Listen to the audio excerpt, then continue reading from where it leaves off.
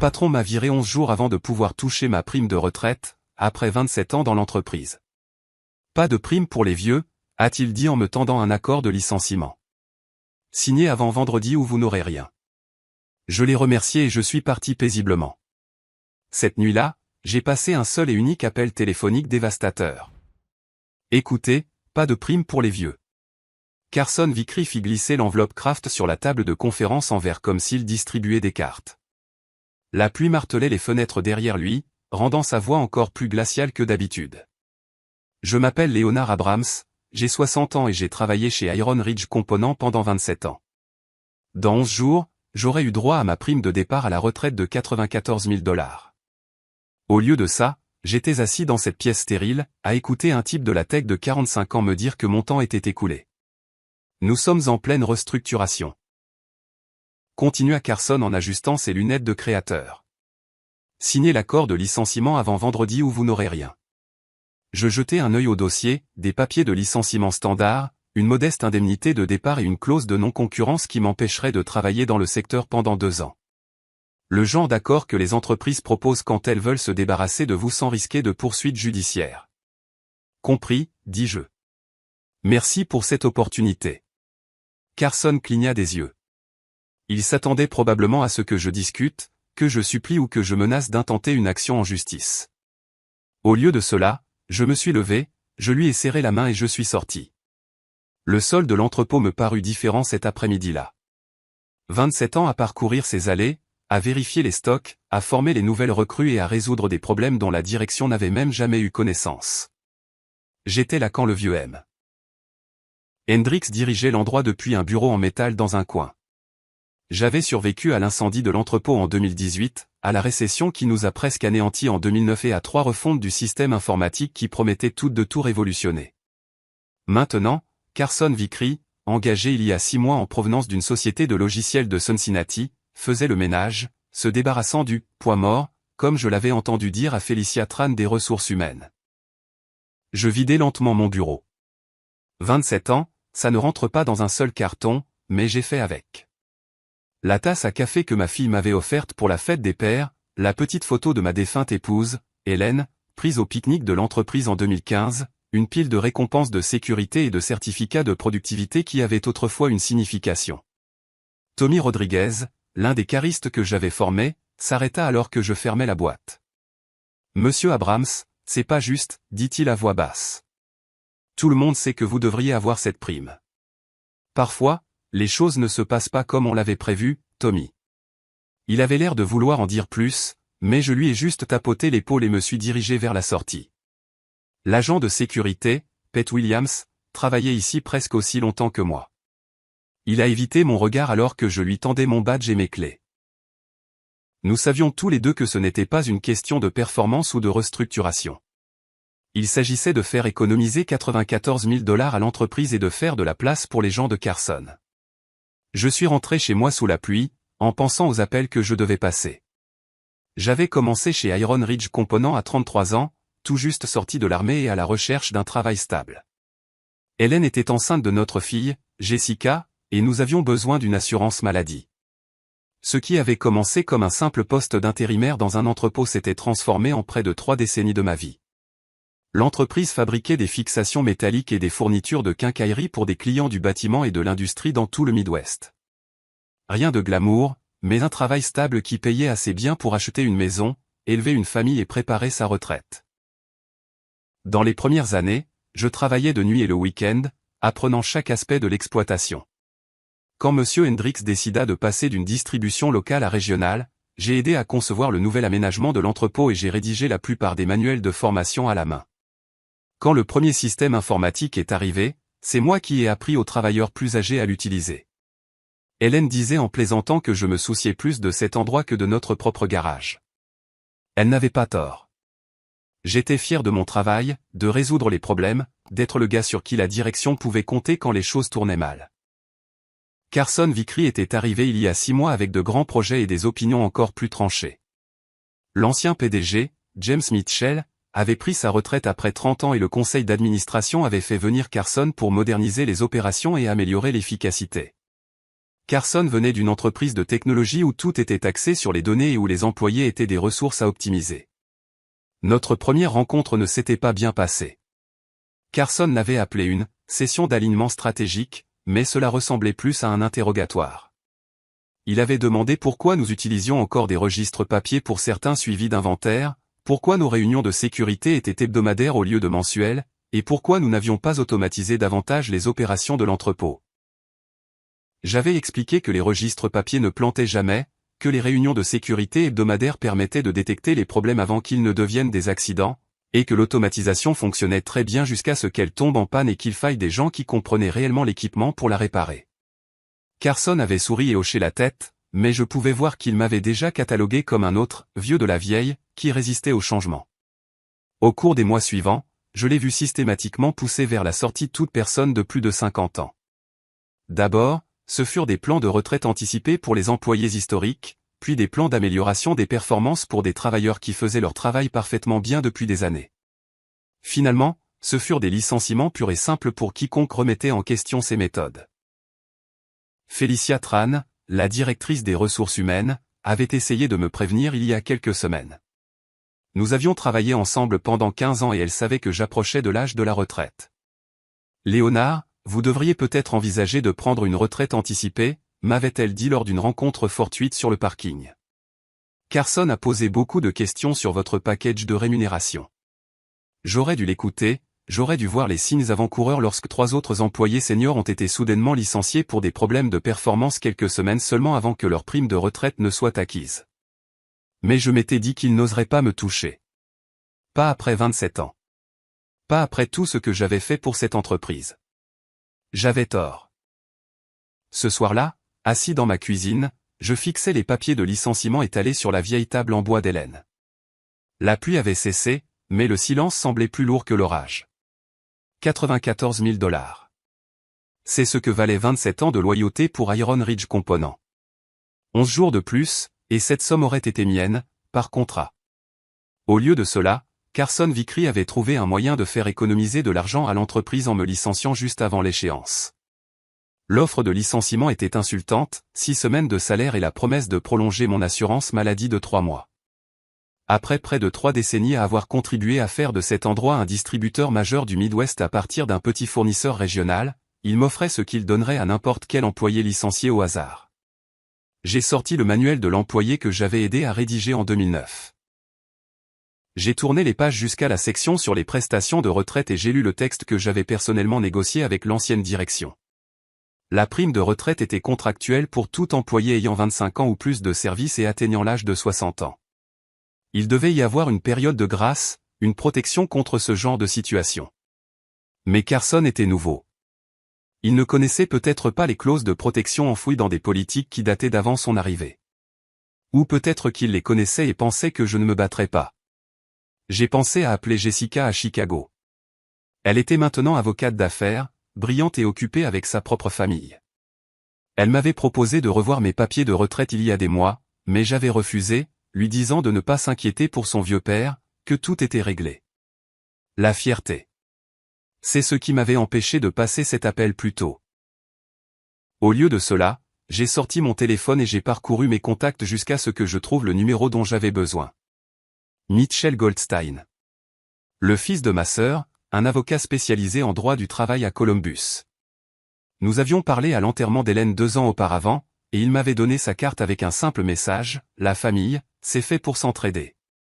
Appelle si tu as besoin de quoi que ce soit. » Le téléphone a sonné 3 fois avant qu'il ne décroche. « Oncle Léonard ?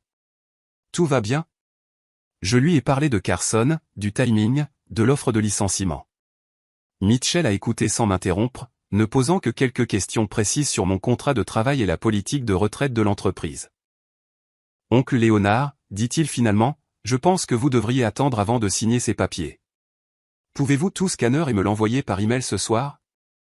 Tu penses qu'il y a quelque chose à faire? Je pense que Carson Vickery a fait une erreur. Et si j'ai raison, ça va lui coûter bien plus que 94 000 $. Après avoir raccroché, je me suis fait une tasse de café et me suis rassis à table. Pour la première fois depuis que j'avais quitté cette salle de conférence, je ressentis autre chose que de la résignation. Je sentis que ce combat n'était peut-être pas encore terminé. Mitchell m'a rappelé à 7 heures du matin, le mardi. J'étais déjà debout, buvant du café et regardant le ciel gris d'octobre. Oncle Léonard, nous devons parler en personne. Pouvez-vous venir à Columbus aujourd'hui? Son bureau se trouvait dans un élégant immeuble du centre-ville qui sentait la moquette chère et la peinture fraîche. Mitchell ressemblait plus à sa mère que dans mon souvenir. Des yeux vifs derrière des lunettes cerclées de métal et le genre d'énergie concentrée qui vous faisait comprendre pourquoi il avait réussi. Carson Vickery a merdé, dit-il sans préambule, étalant mes documents de travail sur sa table de conférence. Regardez ça. Il a pointé une section du manuel de l'employé que j'avais oubliée, la politique 4.7b, clause de protection des prestations de retraite. Elle stipulait que tout employé à moins de 30 jours de l'éligibilité à une prime de retraite ne pouvait être licencié sans cause réelle et sérieuse, et qu'un licenciement pour motif de restructuration pendant cette période constituait une rupture du contrat de travail. J'ai aidé à écrire ça, dis-je lentement. À l'époque où James Mitchell était PDG. Nous avions eu des problèmes avec des employés licenciés juste avant que leur pension ne soit acquise. Et Carson, soit il n'est pas au courant, soit il parie que vous n'allez pas vous battre. Mitchell se pencha en avant. Voici ce que nous allons faire. Vous n'allez pas signer cet accord de licenciement. Au lieu de cela, vous allez demander une réunion formelle avec les ressources humaines pour discuter des termes de votre licenciement. C'est Felicia Tran qui dirige les RH. C'est quelqu'un de bien, mais elle n'ira pas contre Carson. Elle le fera si elle se rend compte que l'entreprise est sur le point de faire face à un procès. Léonard, il ne s'agit plus seulement de votre prime. Si Carson a systématiquement licencié des employés avant que leur prestation de retraite ne soit acquise, cela pourrait être une pratique discriminatoire. C'est une affaire fédérale. J'ai passé les 2 heures suivantes dans le bureau de Mitchell, examinant chaque détail de mon licenciement et les circonstances qui y avaient conduit. Il prenait des notes sur un bloc-notes jaune, posant des questions sur d'autres employés qui avaient été licenciés récemment, sur les raisons invoquées par Carson pour la restructuration, sur toute documentation que je pourrais avoir. Avez-vous encore accès à votre email professionnel, demanda-t-il. Jusqu'à jeudi, puis il me coupe l'accès. Imprimez tout.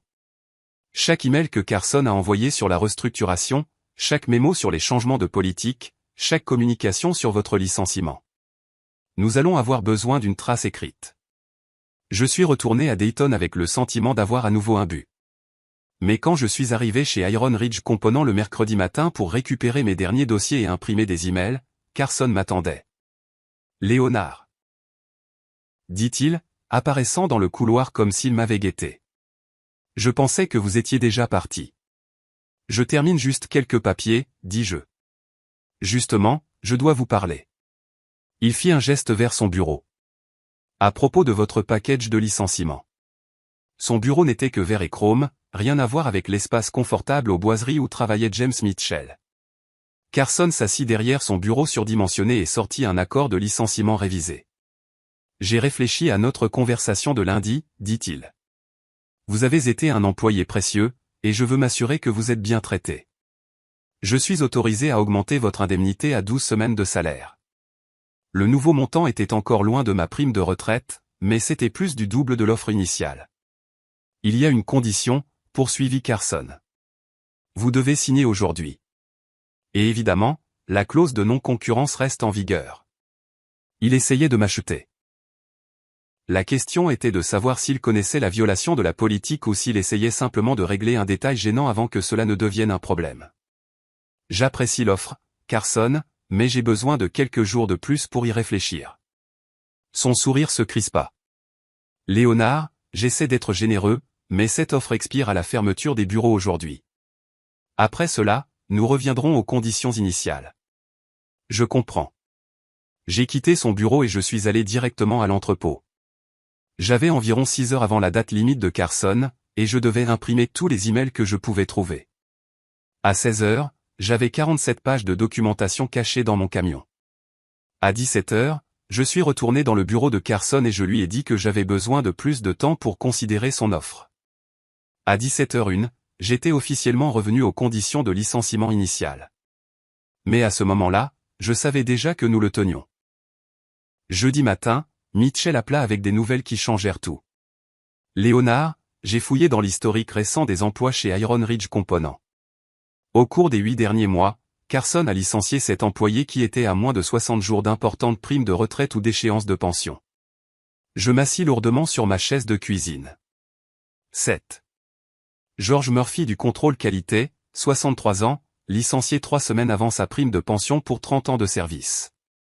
Patricia Walsh de la comptabilité, 58 ans, licenciée 2 mois avant son éligibilité à la retraite anticipée. J'en ai 5 autres comme eux. Le café dans ma tasse avait refroidi, mais je ne sentais plus rien. Ce n'était pas seulement des chiffres. C'étaient des gens avec qui j'avais travaillé pendant des décennies. George m'avait formé aux procédures de contrôle qualité quand j'avais débuté. Patricia m'avait aidé à gérer la paperasse quand Hélène était malade et que j'avais dû ajuster mon assurance maladie. Mitchell, comment est-ce légal? Comment Carson s'en sort-il avec ça? Parce que chaque licenciement a été documenté comme étant basé sur la performance ou lié à la restructuration, et la plupart de ces gens ont simplement pris leur indemnité et sont partis. Ils pensaient que se battre contre l'entreprise coûterait plus cher que ce qu'ils récupéreraient. Mais ils avaient tort. Totalement tort. Léonard, ce n'est plus seulement un licenciement abusif. C'est de la discrimination fondée sur l'âge, et c'est systématique. Carson a spécifiquement ciblé les employés plus âgés pour éviter de payer des prestations de retraite. C'est un crime fédéral.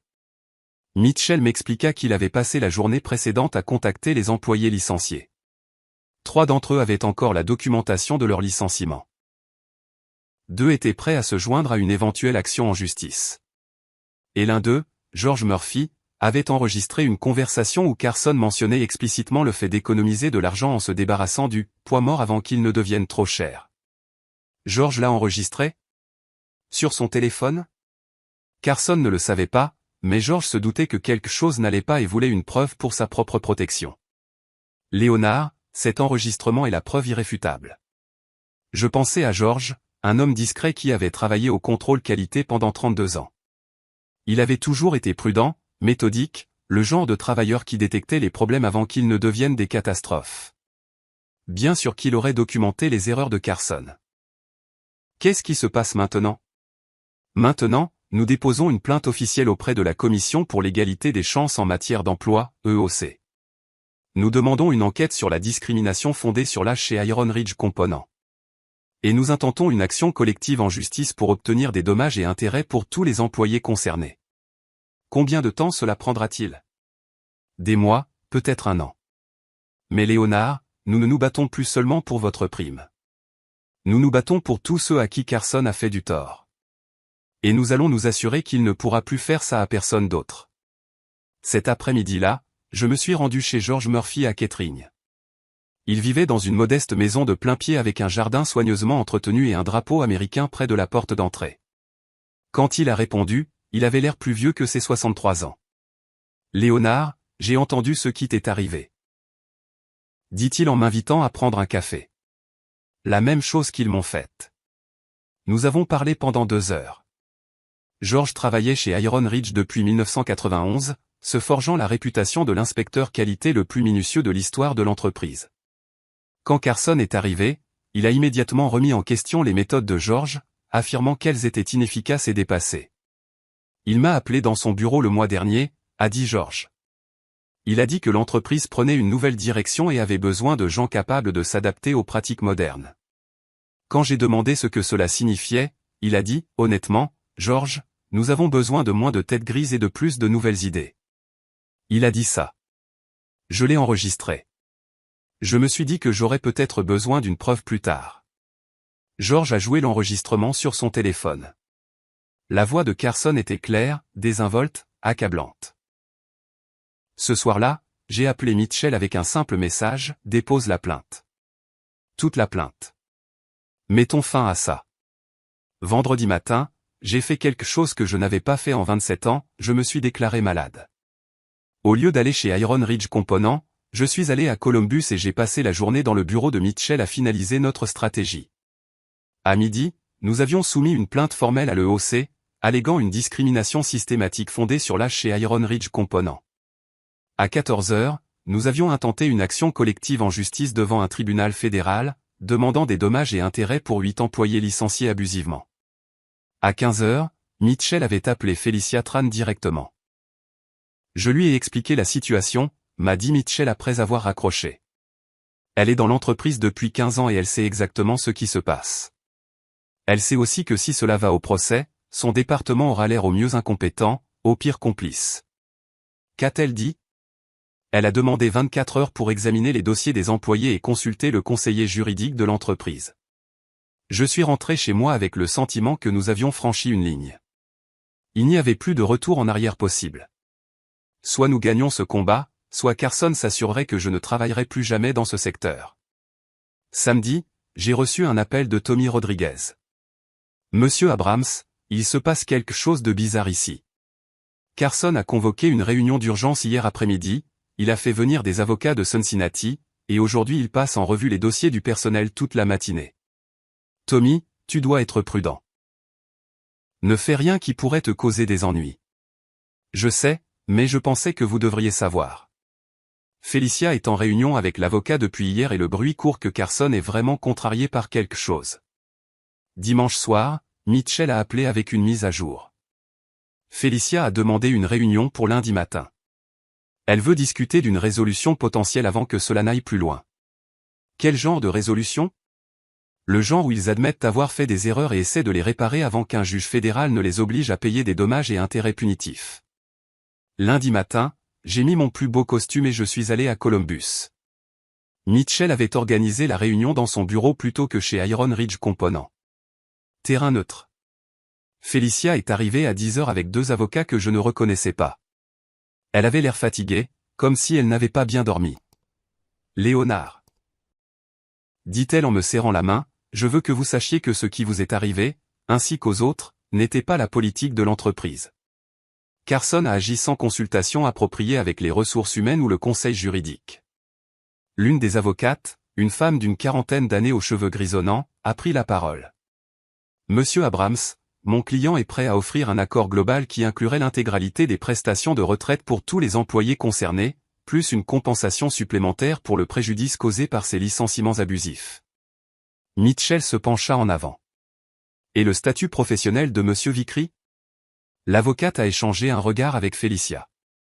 Monsieur Vickery ne fait plus partie d'Iron Ridge Component. Son licenciement a pris effet à la fermeture des bureaux vendredi. J'ai senti quelque chose se relâcher dans ma poitrine. Carson était parti.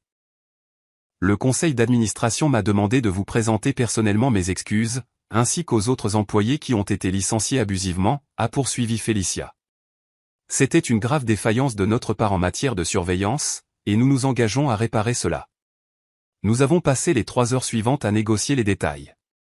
À la fin de la réunion, j'avais ma prime de retraite de 94 000 $, plus les intérêts. J'avais 2 ans de cotisation de retraite différée que l'entreprise avait discrètement retenue. Et j'avais des excuses formelles qui iraient dans mon dossier personnel. Plus important encore, George Murphy et les 6 autres employés licenciés recevraient une compensation similaire. En quittant le bâtiment, Mitchell posa sa main sur mon épaule. Oncle Léonard, Carson Vickery vient d'apprendre que certains vieux de la vieille savent exactement comment se battre. Mardi matin, j'ai reçu un appel de James Mitchell, l'ancien PDG d'Iron Ridge Component. Léonard, j'ai entendu ce qui s'est passé avec Carson. Je suis désolé. Ce n'est pas le genre d'entreprise que nous avons bâti. C'est en train d'être réglé, Monsieur Mitchell. Je sais, Felicia m'a mis au courant. Le conseil d'administration m'a demandé de revenir en tant que PDG par intérim pendant qu'il cherche le remplaçant de Carson. Je voulais vous appeler pour vous demander si vous envisageriez de rester. Nous avons besoin de quelqu'un avec votre expérience pour nous aider à remettre les choses sur les rails. Je regardais par la fenêtre de ma cuisine l'érable qu'Hélène avait planté lorsque nous avions acheté la maison. Ses feuilles devenaient dorées et rouges, prêtes pour l'hiver.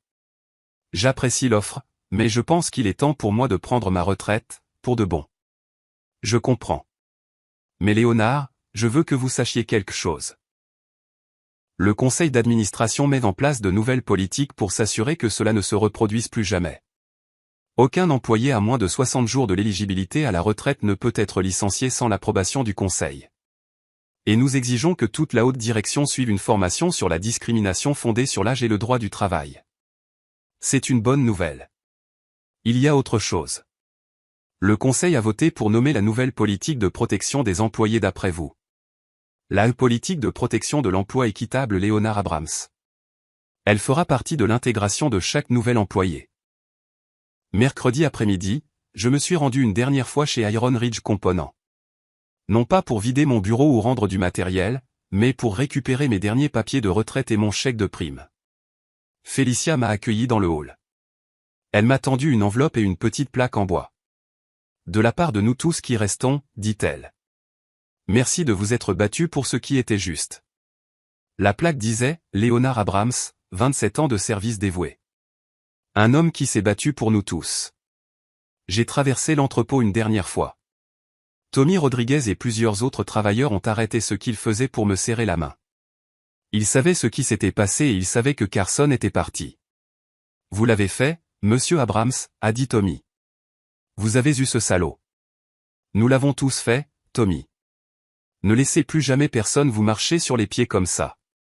Jeudi matin, j'ai déposé ma prime de retraite et mes cotisations arriérées. 137 412 $. Pas seulement l'argent que Carson avait essayé de voler, mais tout ce que l'entreprise avait discrètement différé au fil des ans. J'ai passé l'après-midi à la banque, rencontrant un conseiller financier pour parler de ma véritable retraite. Pour la première fois depuis des mois, je pouvais planifier l'avenir sans m'inquiéter des frais de justice ou de trouver un autre emploi à 60 ans. Vendredi, j'ai reçu un appel de George Murphy. Léonard, je voulais te remercier. J'ai reçu mon chèque hier, plus les intérêts. Carson m'a coûté 3 mois de retraite, mais maintenant je suis mieux loti que s'il ne m'avait jamais embêté. Qu'est-ce que tu vas faire maintenant, George? Mon petit-fils me demande de lui apprendre la menuiserie. Je pense que je vais lui construire une cabane dans les arbres. Ce week-end-là, Jessica est venue de Chicago avec sa famille. Nous avons dîné à la table de la cuisine où j'avais lu pour la première fois les papiers de licenciement de Carson. Mon petit-fils jouait avec des petites voitures sur le sol pendant que nous parlions. Papa, je suis fier que tu te sois battu, a dit Jessica. Maman aurait été fière aussi. J'ai pensé à Hélène, au projet que nous avions fait pour la retraite. Elle voulait voyager, voir les parcs nationaux, passer du temps avec nos petits-enfants sans se soucier des horaires de travail. Je pense que je vais acheter un camping-car, ai-je dit à Jessica. Vraiment? Ta mère a toujours voulu voir le Grand Canyon. Dimanche soir, je me suis assis sur ma terrasse avec une bière, regardant le coucher de soleil à travers les feuilles dorées de l'érable. Au loin, je pouvais entendre des enfants jouer, des chiens aboyer. La vie qui continuait comme elle le devait. Carson Vickery avait tenté de voler 27 ans du travail de ma vie avec une seule réunion et une enveloppe Kraft. Au lieu de cela, il m'avait donné quelque chose de mieux, la certitude que parfois, quand on se bat pour ce qui est juste, on gagne. Parfois, le combat le plus difficile est celui que l'on pensait ne jamais avoir à mener. Mais c'est aussi celui qui vous rappelle qui vous êtes vraiment. Merci d'avoir regardé jusqu'au bout. Si cette histoire vous a touché, n'oubliez pas de liker, de vous abonner et de partager. Et surtout, dites-nous ce que vous en pensez en commentaire, on adore vous lire.